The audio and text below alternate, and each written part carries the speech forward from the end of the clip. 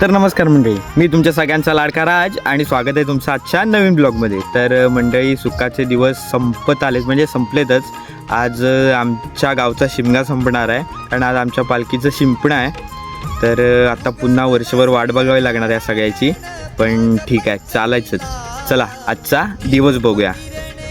निघालेलो ऑफिसला तरी काका काय साईड देईनात. काकानं म्हटलं थांबा, आईलाच नाव सांगतो. काका लगेच पळाले. मग काय कशी कामं आवरून परत निघालो घराकडे, कारण जीवच राहत नव्हता हो. नेहमीप्रमाणेच उशीर झालेला हे यायला. अख्खा गाव जमा होता आणि मी जगाच्या मागून पोचलो होतो. तोपर्यंत संकासूर सगळ्यांवर पिसळलेला, जे प्रत्येकाला धरत होता.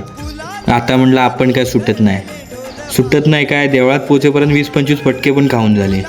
मग पालखी बाहेर पडली, कारण आता पालखी बाहेर पडली की डायरेक्ट ती देवळात जाणार. मन एकदम जडच झालं होतं. पोरं पण अगदी मन भरून पालखी नाचत होती, कारण त्यांनाही माहिती आता वर्षभर अशीच वाट बघावी लागणार आहे. ढोल ताशे वाजत होते, पण मन कशातच रमत नव्हतं.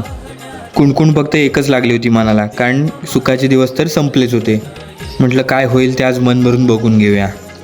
आता या पद्धती बघून घ्या पालखी नाचवायच्या. नंतर यासाठी एक वेगळा व्हिडिओ बनवणारच आहे मी. ऑफिसच्या कामामुळे एडिटिंगचे वांदे होतात हो, म्हणून ब्लॉग्स लेट येत आहेत.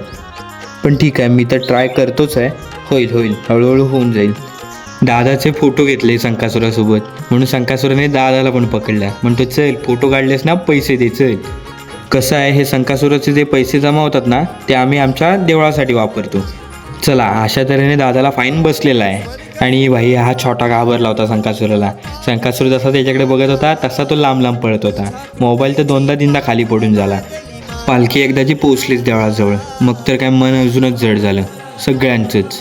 आणि भाई मला आज स्काय शॉटचा प्रकार जाम आवडतो बघा. अगदी भारी फुटतात फटाके वरती जाऊन. लहानपणीचा एक कोपरा असतोच हो प्रत्येकामध्ये.